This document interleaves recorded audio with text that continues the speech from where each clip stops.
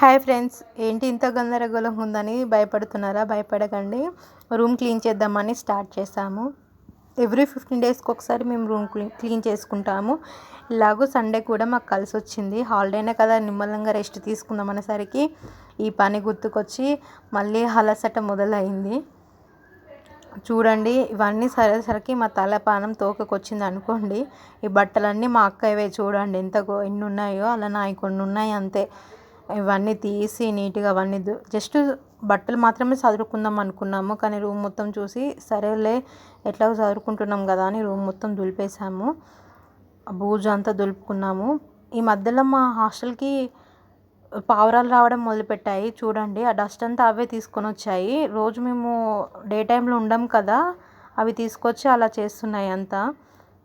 ఎంత కొట్టినా కూడా అవి వెళ్ళిపోతూనే లేవు. అసలు మస్తు ఇబ్బంది పెడుతున్నాయి. అంతా అయిపోయాక దులిపి క్లీన్ చేసుకున్నాను.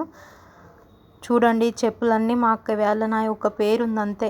చిన్నపాటి చెప్పుల షాపే కనిపిస్తుంది కదా మీకు.